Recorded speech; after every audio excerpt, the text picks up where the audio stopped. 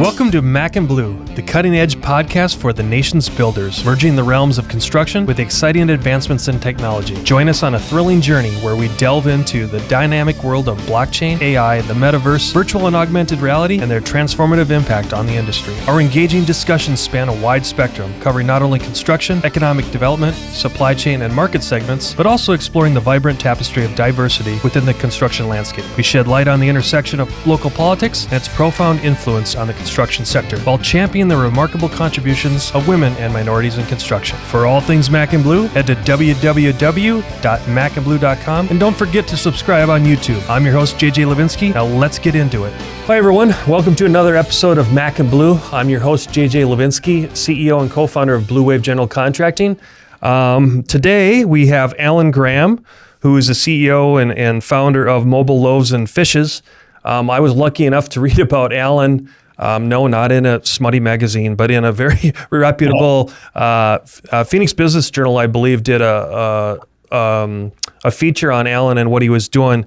And I don't want to steal all the thunder, but just to kind of put it in context, it was basically kind of a different approach at maybe addressing the homeless, and particularly in urban environments, which we, here in Phoenix have a very strong issue. But Alan's in Texas and has been doing it sustainably and very well over there. So I had reached out to him and asked him to be on the podcast today. So without further ado, welcome, Alan. Hey, great to be here. Thanks. Appreciate the opportunity. Yeah, if you don't mind, let the audience know, tell the story about how it started and what got you interested in this, and what's the whole methodology behind MLF? Well, this began 25 years ago, actually in September of 1998. We're about to celebrate our 25th anniversary. Congratulations. I was in, in the throes of a spiritual epiphany. Okay. And really just started asking God, what do you want me to do? And gave me this idea to go out and feed the homeless using catering trucks, or what some of us more affectionately call a roach coach. And now you're talking to all the construction folks when you say roach coach. No, we are. This is all construction, and for everybody to know, I am been a real estate developer and investor all my life. Okay. I've was best known for developing air cargo facilities on airports around the country. And, prior to getting involved in what I'm doing now, so construction and real estate's my thing. And so on September 13th, 1998, myself and 5 other brothers of mine jumped into the back of a green minivan. Don't judge me for that. Hey, there's ice cream over here, Alan. Yeah. And went out on the streets and served the homeless, and just had a mind-blowing time, and fell in love with the streets and the men and women that were out on the streets. So that, and then was that, hey, Alan, was that in Houston or Dallas or Austin? No, Austin. Austin. Austin. Okay, Austin. Okay. Yeah.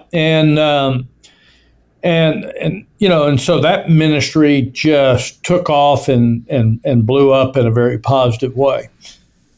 And then in 2003, I led a group of about 15 people out onto the streets for a 72-hour street retreat, basically a sleepover with our friends on the streets, and really fell deeper in love with these men and women and their struggles. And the stereotypes and the biases that I had began to crumble and fall. And then in 2005, I went out and purchased a gently used recreational vehicle, lifted one guy up off the streets into a privately owned RV park. And as the serial entrepreneurial real estate developer that I am, I started fantasizing about building an RV park for this population. Okay. And here we are nearly 20 years later with a new way of doing things, a new model for the U.S., and a community that I live in. And, my house is 50 yards behind me where I'm sitting right now. So it's a phenomenal place. Nice.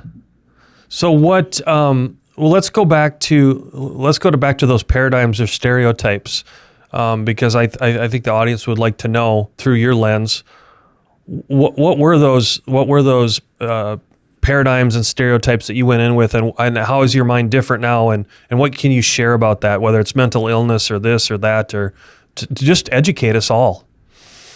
Yeah, well, a number of things. Number one, people want to blame mental health issues and addictions and laziness and a host of other things, but I'm guaranteeing you that has nothing to do with it.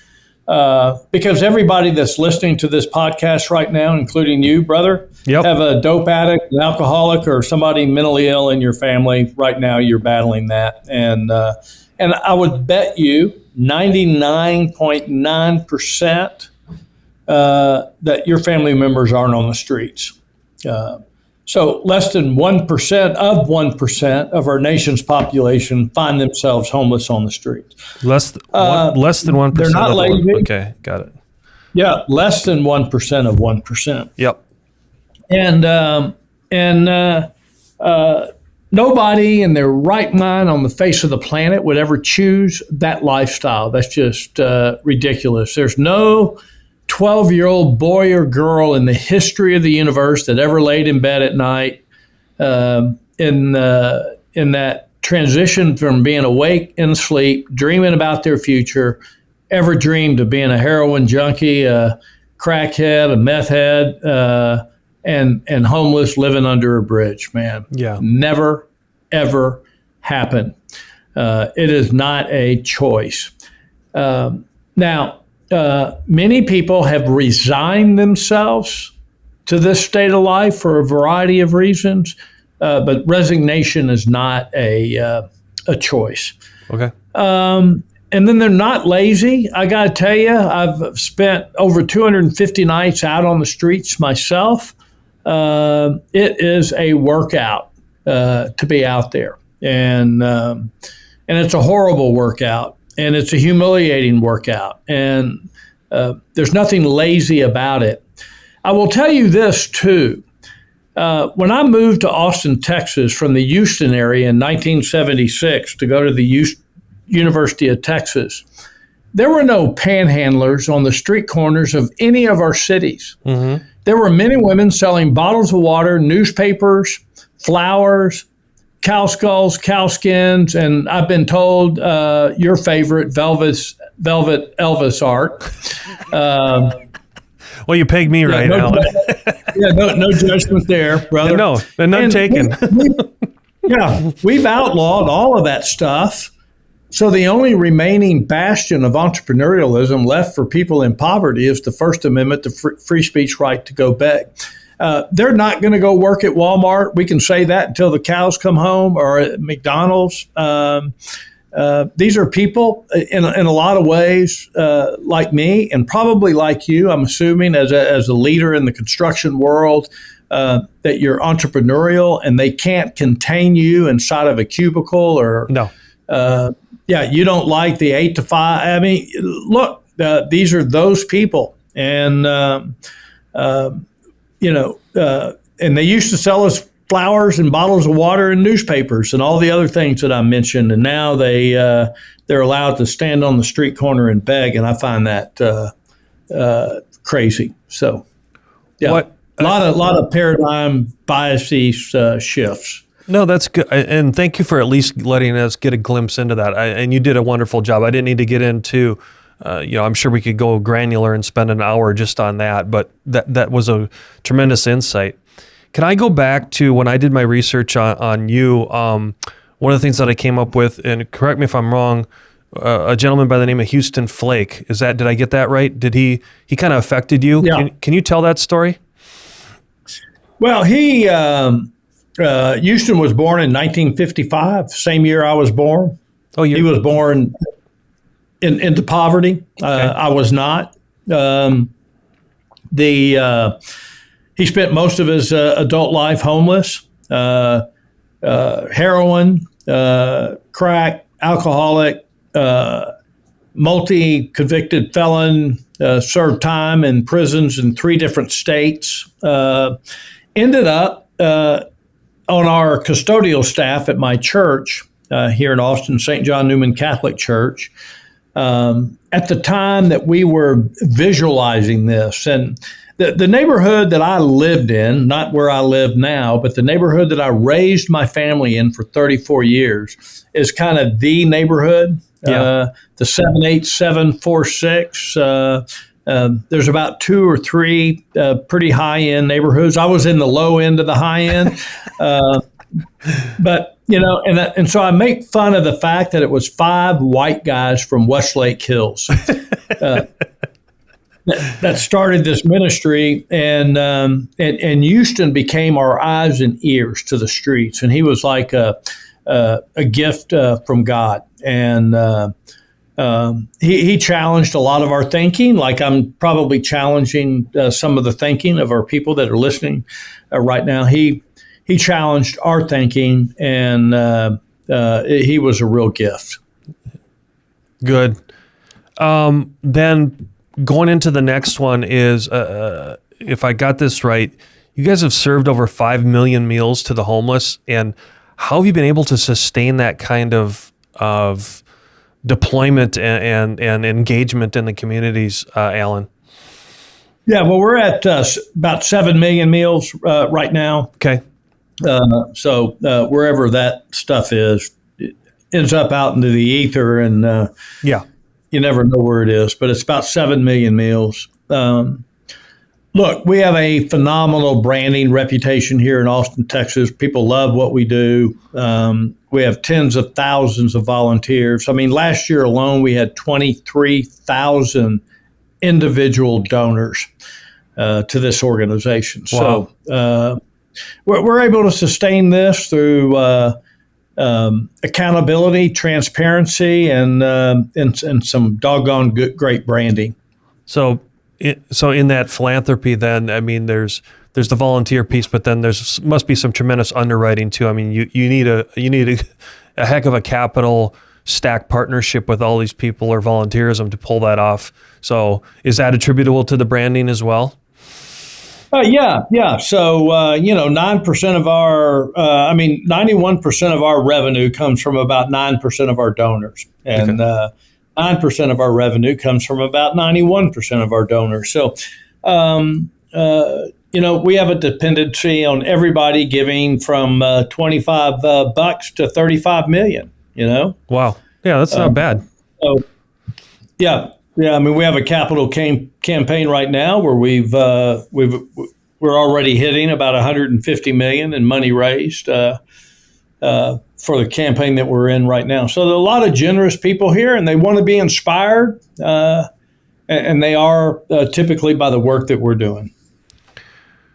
So now that we've kind of set the tone, if you will, with the audience about the why and the things that got you to where it is, let's bridge that over into the tangible thing that connects us to, the AEC space, and why I I didn't reach out to you exclusively, but I have to put the connection here with why the audience would be listening, amongst other things, for your good deeds. But the Community First Village, that's the actual tangible housing type thing.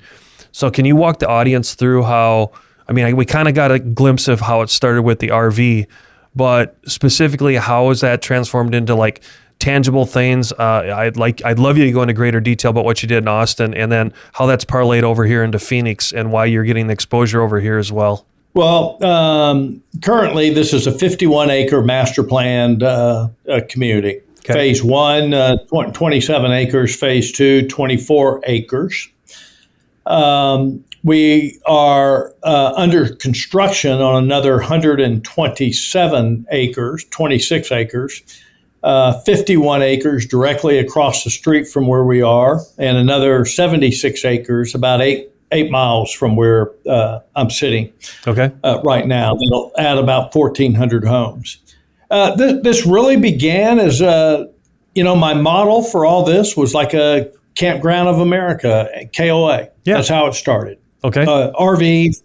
I wanted to build a community with RVs, camping cabins, and tent camping sites. It turned into something very different than that. but still fundamentally built on that model.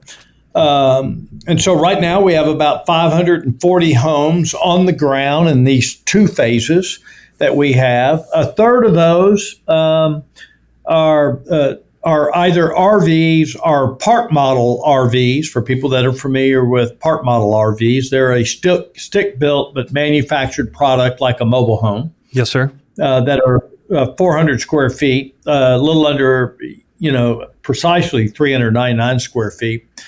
And 2/3 of a product that we call micro homes or tiny homes. And these are stick built, on a slab, 200 square feet or less, fully electric, fully furnished, no plumbing. And all of those units are connected to one of 12 different laundry, restroom, shower facilities, first class, or one of 12 outdoor kitchens. Got it. So you centralize the plumbing and then just like you said, it's much like a KOA. You come in and... Similar. Yeah, okay. There comes a time when dreams become a reality, when you see your vision materialize into a true work of art. And the only way to get there is to choose a general contractor who shares that same vision and knows how to bring it to life. At Bleu Wave, we aren't so big that we've forgotten where we've come from, and we aren't so small that we can't care for your projects regardless of their size. When your vision deserves safety, perfection, timeliness, and expertise in order to become a reality, trust Bleu Wave to get it done right the first time.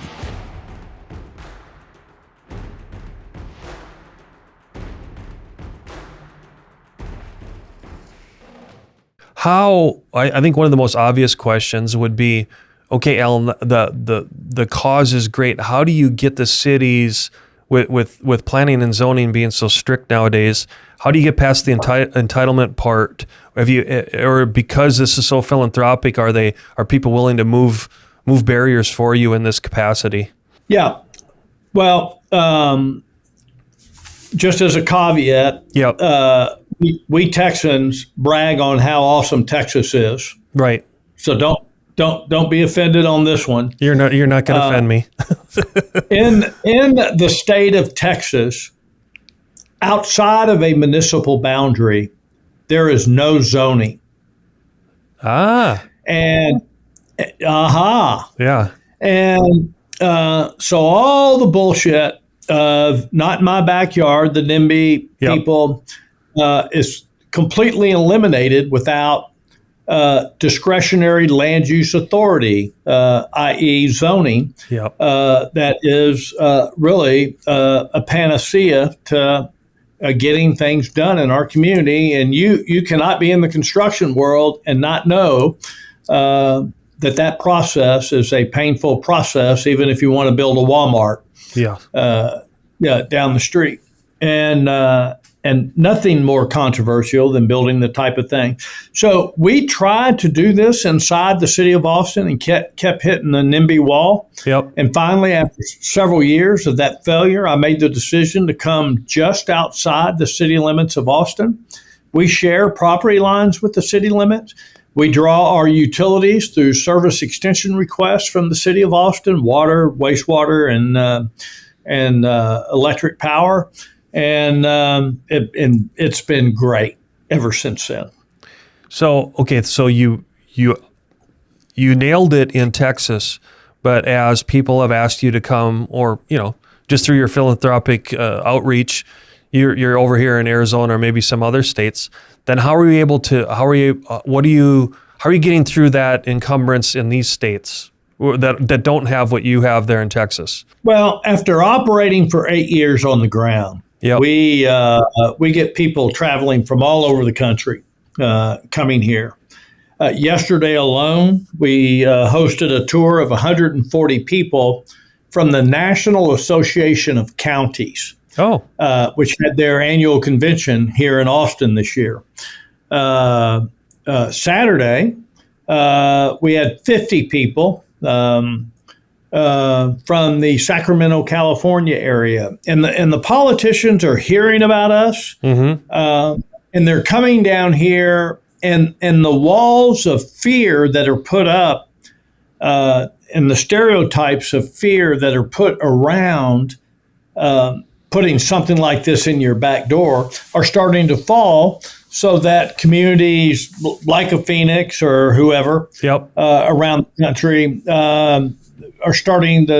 politicians are starting to get the courage that, hey, you're wrong about the crime and the property values and all that, so we're going to vote for this deal. So good. So the like you said, the fear, the walls of fear are coming down, the paradigms are shifting just through the exposure that you guys have created. So it's wonderful. I think so, and there's a lot more work to do, brother, but it's coming. Yeah. Frankly, the pandemic of homelessness, and it doesn't take a rocket scientist to go to Phoenix and be downtown in that area where all the shelters are to realize that, boy, you better start thinking about this deal. Yeah. You're going to have to do something because it ain't going away. Well, do you have, so in that regard then, Alan, do you have an advocacy following out in, like, let's use Phoenix as an example, our backyard. Like, do you have a group over here that's actually working or advocating for you guys?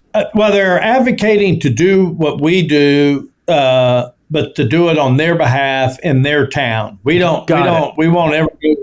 We're not going to Phoenix. I mean, if somebody wants to pay me to come do a keynote, I'll do that deal. But of course, we have symposiums and leadership conferences and cohorts here in Austin, and people can come and partake in those, and then take all of that intel that we've learned, and then culturally try to acclimate it to your city. Phoenix is not Austin. Austin is not Phoenix. So you got to figure out how you're going to do it your way in your city. No, and thank you for clarifying that, because I think when I was preparing for this, I know a lot of people would want to ask afterwards going, hey, well, is Alan here? How do we help? And all those kind of things. So to know that it's more of an advocacy and a playbook and here's the free information that took us all these years to do. Here's how you do it. Now go effectuate this in your own community. Was that fairly stated? Yeah, fairly, except it's not free, but it's cheap. Got it. Yeah, I should have used that word without your permission. Sorry. No, that's free. No problem. It's so cheap, it's close to free. There you go. Remember that one. Yeah. Hey, you wrote a book about this whole journey, did you not? It's a book called Welcome Homeless. You can get it on Amazon. Appreciate the plug. Yeah. The word less is crossed out. And it's really about the relationships that I had with about a dozen men and women that I met on the streets, and connecting it to the reality of who these gifted human beings are, and the level of trauma that they come from. It's not at all a book about how to go do this. It's a book that hopefully will transform people's stereotypes to the accurate of who these people are, so that ultimately we can all get to a reasonable solution, or not a solution, but an ability to mitigate this pandemic. Got it. On that, then, you also created a podcast. Is that correct? That's correct. That's called the Gospel Concarnate. I know the literal translation, but do you want to give the gospel with meat. Yeah, okay. I love it. I wanted to make sure it was a literal translation, because I'm like, okay. That's a literal translation. And figurative. And how often are you doing that for engagement? I think they try to do a couple of those a month. Oh, nice. And can you give us examples of what it entails, so that we can get some plugs out for you on that too? They are interviews not dissimilar from what you and I are doing. Okay. They're primarily with my neighbors here in the village. Yeah. And periodically with a influential person in the community, like somebody like John Paul DeJoria, the founder of Yep. Patron Tequila, and Paul Mitchell Hair Products, and stuff like that. So, if I can get a little personal with you, when you do something like this, I imagine you had a strong. You've talked about your village there being part of the family too, but prior to that, you must have had a strong family unit. And then, what is this journey done for you, your immediate family, and your connectivity through all of it? Yeah, well, I actually come out of a fairly broken family environment. My mother was profoundly mentally ill. Okay. My father left us, divorced my mother when I was about 4 years old. There were 4 boys in that family. My mother was institutionalized several times over the course of her life until she passed away in 1989. A beautiful human. I wish she was here with us.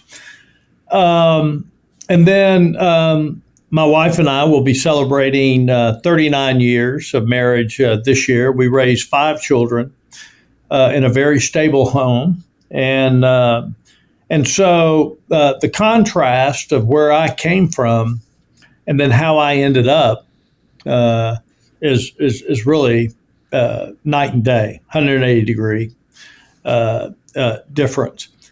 And what I've learned in this process is that 100% of the men and women that live in this community that were formerly chronically homeless come from a cataclysmically broken family and forged family background. So again, that's the single greatest cause is the loss of family, because we have all the things in all of our families that we have to battle.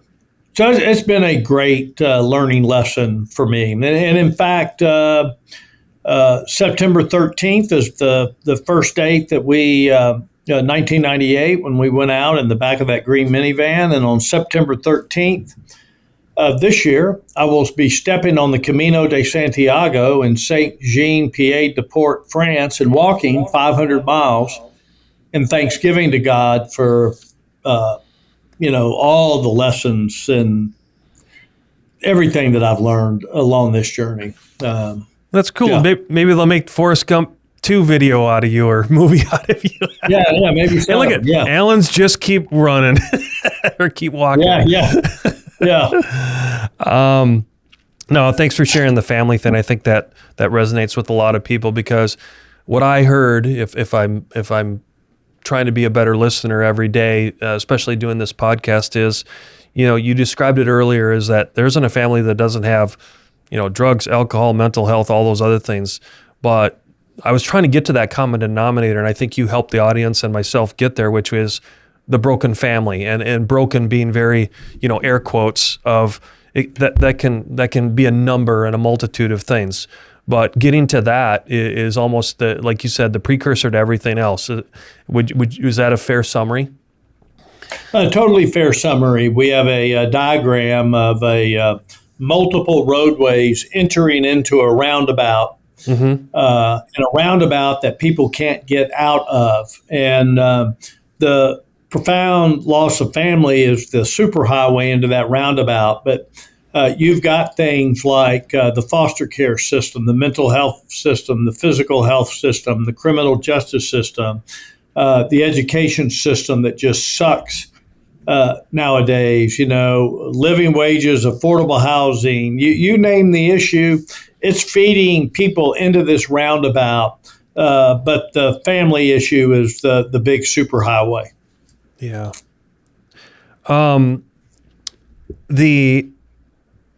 I guess I've always one of the other questions I want to ask you is, you're as a successful CEO, both for profit and now, I assume is this a nonprofit? Yes, it is. Okay, so you've been on both sides of the fence and been successful, but those people that are inspired by what you're doing, or even listening to this podcast, which hopefully, that was why we wanted to pay it forward and do this. How do others create positive social change in their communities? Like, if you had to, when you're on your pulpit giving the speech, Alan, what's the first thing that everyone has to do if they want to reach out in their communities? Well, one of the first things that we tell people is to stop yelling at the mayor and the city council. They're not going to fix this problem. There you go. And and so if you believe that, then you're going to be living with homelessness until the cows come home. But if you go and partner with the mayor and city council, in other words, you step out there and do what you need to do. And see, our vision statement, the why we do what we do, is that we empower communities into a lifestyle of service with the homeless. That's our whole goal. We don't feed the homeless, house the homeless, employ the homeless. We just use those as conduits to connect people human to human, heart to heart. And that's the key. And look, brother, the government's not coming into any of our bedrooms tonight to tuck us in. We need human connection. Agreed. And I appreciate fire, police, EMS, and utilities, and many other services that the government provides. But to lay these profound human issues entirely on their back is a complete abdication of our social responsibility. There comes a time when dreams become a reality, when you see your vision materialize into a true work of art. And the only way to get there is to choose a general contractor who shares that same vision and knows how to bring it to life. At Bleu Wave, we aren't so big that we've forgotten where we've come from, and we aren't so small that we can't care for your projects regardless of their size.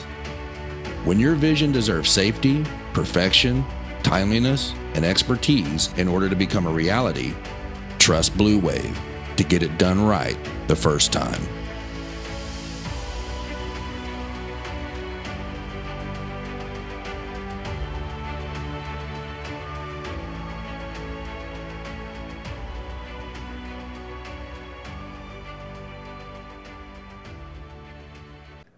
Your last minute and a half, that was probably some of the most profound statements I've heard in a long time, and I agree with you. I couldn't ask you to repeat that any better. So we'll make sure we try to frame that. Yeah.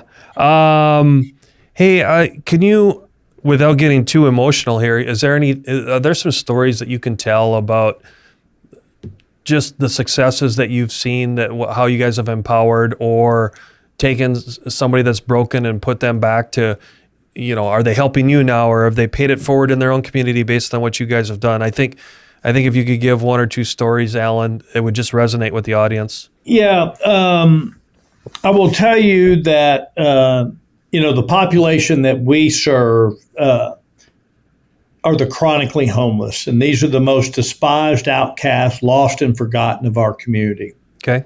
These are the men and women that you see up underneath the bridges and on our street corners. We are not a fix and repair deal. In fact, I don't even believe in the fix and repair model. Are you married? Yes, sir. Yeah. Give me 5 minutes with your wife to let me know all the things about you in that 5 minutes that she does not like. Yeah. And how long have you been married? 23 years. It will be the exact same thing for 23 years. Yeah. You have not been fixed of the things that tick her off. And vice versa. And vice versa. Yeah. And so we're not fixing, the trauma that these men and women have come from. Can I interrupt you, Alan? Do you think that's a big mistake that we're trying to do too much of in the space that we're talking about today? It is almost singularly the mistake. Okay. And do you think we've made any progress with groups like yours to subtly change that? It's really making progress with groups like us to understand that you're not fixing that. So if you are a paranoid schizophrenic, quit talking about my production guy that way, okay? Yeah. Yeah. Yeah, they know who I'm talking about. Sean's over in the corner doing belly flops, so be careful. Yeah. No, if you're bipolar, if you got congestive heart failure, we can extend things and we can manage things, but we can't fix things, Right. for the most part. And so, there's a tremendous amount of mental health issues within this population. There's a tremendous amount of physical health issues. I mean, if you got cirrhosis of the liver, bro, we're not reversing these things. Good point. Yeah, and then on the addict side, everybody that's listening to this podcast has been down the addiction recovery world and sees what a difficult process that is when you have all the money in the world. I've got friends that have spent $50,000 a month trying to get their kids to stop using heroin, and they're only going to stop when they decide to stop. Yep. Very complex. And so, but there's a tremendous amount of settlement that goes on here in the village. That's a miracle in and upon itself. And really the real miracle is, when you look up underneath your bridges and out and on your street corners at what is unfolding right now in Phoenix or Austin or LA or anywhere, it appears to be a hopeless situation. But when you come into the village here, you see how extraordinarily hopeful it is. And we still have the same issues. We have drug addicts, alcoholics, mentally ill, physically ill. We got that entire cocktail here within this village. And it can be managed when it is managed and cared for well. So and I'm glad you stated that. So what is that common, I don't want to keep using denominator, but derivative or whatever. Is it hope? Is it just hope? Or what is it that's driving it? Well, I mean, I think hope is a big piece. Or is it just compassion too? Well, that all gets bundled into that deal. But we're a very we love holding people accountable. Okay. Everybody knows I will throw you under the bus. Okay. You break the law, and I'm calling the cops, and you're going to have to deal with that deal. Got it. So it's not everybody knows. Yeah, and I'm okay. So now we're getting into more of the meat of this is that the audience understands. Hey, this isn't just a free ride. No, not a free ride. Everybody pays rent. Number one rule out here. Okay. Everybody pays rent. Now the rent's cheap, but everybody pays rent, and everybody's subsidized. We have to raise a lot of money to subsidize everybody here, but they're poor. The average income out here is $800-900 a month. Right. No, nobody listening to your podcast can fathom living on $800 or $900 a month. So no. You made me think of like other questions to ask. So let's go back to a little bit more of the tangible side of the community. And what I mean by that is what successes and failures have you seen? What I'm doing, Alan, is just trying to paint a mental picture for the audience where if they want to have engagement in their own communities, how, yes, they can come to you guys and look at your prescription and pay that low fee. But again, let's go back to the common, like the centralized plumbing, that seems to work. Is there a magic square footage that seems to work? Or do you find that, a mix of park model, mix of this? I'm just kind of trying to get more into the tangible part of what have you learned through your own journey on that? Yeah, well, basically what I've learned is that the smaller the space, the more likely people are to come outside and intersect with people in the community. Oh, and that is a positive. Okay. And there are no backyards, no 8-foot tall privacy fences, no back doors. Everybody's got a front porch. And And so that in itself creates a human connection. We have about a 15% turnover every year, and 40% of that turnover is due to death. Really? Yep. Yep. The average age out here is 57 years old. Average time on the streets is 9 years. Average age of death is 59. Wow. Yeah. That's some sober, those are some sobering numbers. Yep. Yep. Yeah, special place. We bury people out here, so people appreciate that. We have columbariums where we inter the cremated remains of our friends. So that's a beautiful process. Of that 15% turnover, a few of them will go to a different housing model. Not very many. Yeah. Sometimes we reconnect people to family. And then the majority of the balance is we've kicked you out. You can't live in community here. Back to the accountability factor, like they've broken something that is just not tolerable. Got it. It's correct. And we have a lot of grace and mercy here. Yeah. But there is an end to that. Yeah. Yeah.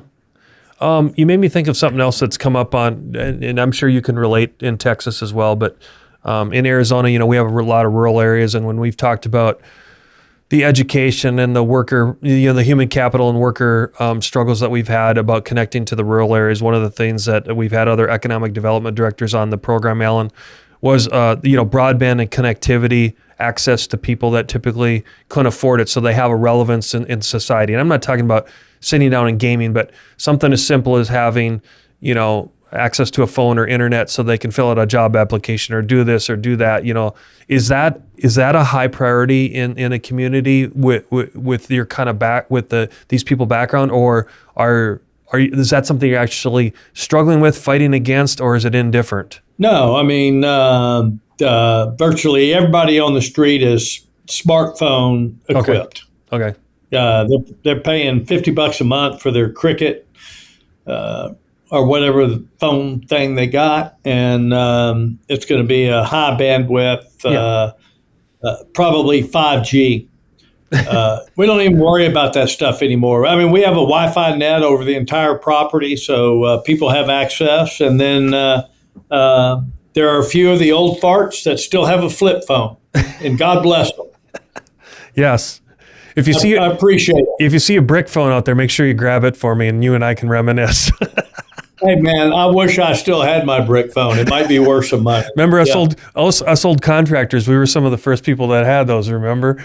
No, I got mine in 1983. So. Oh, hey, Alan, so what's the future goals for MLF? I mean, give the audience what's your big, hairy, audacious goal with this thing? Well, our big, hairy, audacious goal currently is this. What will ultimately be north of 200 million to add the 1,400 homes that I mentioned earlier on the 127 acres. That's looming. We're under construction. Scaling to operate that will be a challenge, and so we're trying to flush all that out. Because you not only need these different stacks of capital to build things, but you're also going to need some stacks of money to operate. Right. And then I'm not sure what God's got in store for us in the next few years, but I'm always open to what our next move will be. Always looking. Is we touched on this, but I don't know if I heard it specifically out of your mouth. Is your wife or any of your children involved directly with it? My wife, as you know, behind every great woman, there's just a man. Exactly. Yeah. And my wife happens to be one of those. She's very involved. She runs our neighbor care, and that's our front-facing tip of the spear with all the neighbors. Right. And then I have a daughter, one of my 5 children, who's a director of our community empowerment operation and one of our strategic employees here. So it's very much been a family oriented deal. Oh, good. back to, you made a back when you were talking about the Association of the Governors coming in and using you as kind of this, example. Have you seen a lot of that with other municipalities where they've reached out and said, Alan, can we come take a tour? And then on that, has Austin even like almost put you on a pedestal of saying, hey, we're very proud of our partnership with Alan, or are you ostracized in any way? I would say that for the most part, look, I think the community for many years has placed us on a pedestal. Good. And the politicians have responded to that. But in other words, who follows the carrot, right? Yeah, not necessarily willingly. But I would say that our political relationship is second to none here. I mean, it's great. There are people in politics that are system thinkers that believe that government can solve everything. Everything. And I'm not one of those believers. So there's and I live in one of the most progressively liberal communities in the nation. Okay. And so sometimes there's a conflict with that, and the system, can be very focused on one way, my way or the highway type deal, and so it becomes a struggle when you bring something that's as innovative as what we do out into the public realm. But we've been doing this long enough now that people are believing in what we do. But there are things that we do, like building a microhome without a bathroom, that people just can't fathom that that should even be legal. So, to each his own, right? I'm not going to litigate it.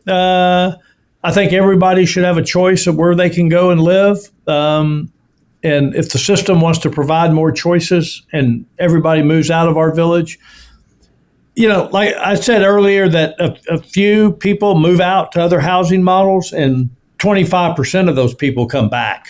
Really? Yeah. That's a very interesting stat right there. Yeah. Yeah. I could see that, because if you build that community effect, they go out and now that lack of community is gone. Yeah, they may have a different house, they have a different shelter, but they don't have the connectivity. Correct. Yeah. Or like all the other adjectives and adverbs we use, that we could plug in 100 words that describe what those feelings equate to those people that have been there. No, that's good. That's good. Alan, I guess, before we wrap it up here, what would, I'd be remiss if I didn't ask you, what didn't I ask you, or what, take as much time as you want. What would you like to share with the audience that I didn't tee it up for you or for them, as far as how to get involved, stay engaged, anything that is near and dear to your heart, and what you've done on your own journey with MLF? Well, I mean, what I would say, is that, this homelessness situation is mitigatable. It's not solvable. I think that's key. I'm glad you stated that, because I think that's a fair statement.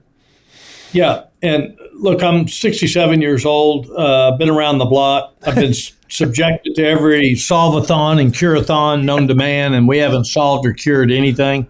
Did you trademark those two words? Because solve-a-thon and cure-a-thon, those are the best. Yeah. And just because we landed a guy on the moon 51 years ago doesn't mean that we can solve everything. We're not.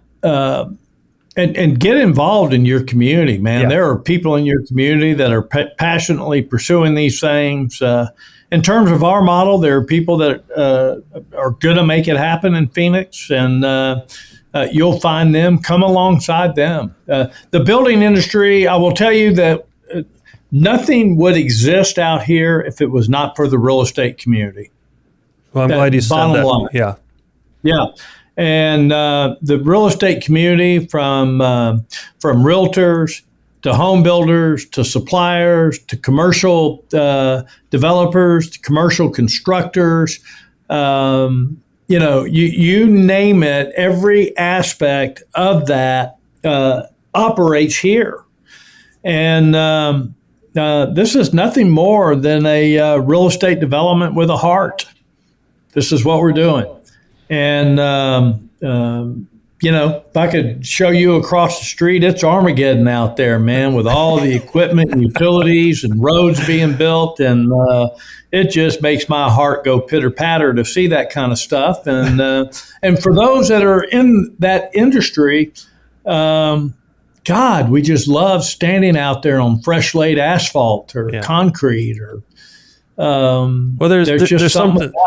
There's some, and you know this, Alan, there's something true that if you talk to any man or woman that's in the industry, it's that tangible aspect of, that's the connectivity that we all have of why we picked commercial real estate, construction, whatever. It's like there's something where you can look at it and go, yeah, I helped create that, or I helped do that, or we helped do that. It's just, you get to the bottom line of a lot of people and their connection to it. It's something relatable on those lines. So I think you framed that well. Well, we're developing a 127 acre multi-use community, with ton of housing, ton of vertical buildings, ton of streets, ton of utilities. And, how many of those are going on in Phoenix right now? I mean, and same thing in Austin. It's a big deal. So just out of curiosity, was that one contiguous piece, or did you have to get creative to put a bunch of things together? No, it was, it started with 27 acres. Then we bought the adjacent 24 acres. Then we bought the adjacent, across the street, 51 acres. So it was a classic hodgepodge. Okay. No, it's a classic hodgepodge. So, that's being resourceful, right? Yeah. Well, Alan, I can't thank you enough. I appreciate you, jumping on a remote podcast with us and spreading the word about MLF and what you guys are doing over there. I hope it was an inspiration to others here in Phoenix and across the nation to just get engaged. You never know. Like you said, it's mitigatable. It's not solvable. So any little bit can help. And if there's other people that can enjoy the passions that you have, then like you said, God help them and help their cause. So thanks again for your time. Yeah, that was a blessing. Thank you for including us. So. All right. Appreciate your time. And for everyone that wants to get a hold of him, again, it's Alan Graham, and I've used MLF, but it's Mobile Loaves and Fishes. And you can see it on his shirt if you're watching the video there. They've got a wonderful website. I looked it up, and they've got all sorts of good stories about them. So please reach out. And like he said, they're not free, but they're very affordable if you want to copy or emulate them or get any inspiration from them. Yeah. They won't spend near the money that I spent getting this across the finish line. Oh, and by the way, he's dyeing his beard gray just so he looks older, right? Oh yeah, yes, 67. Yeah. Thanks again, Alan. Awesome. Thank you, brother. Appreciate it. You've been listening to the Mac and Blue Show, brought to you by Blue Wave General Contracting. Be sure to subscribe to the Mac and Blue podcast on your favorite podcast platform. Follow JJ Levinsky on LinkedIn and Instagram. Tune in every Monday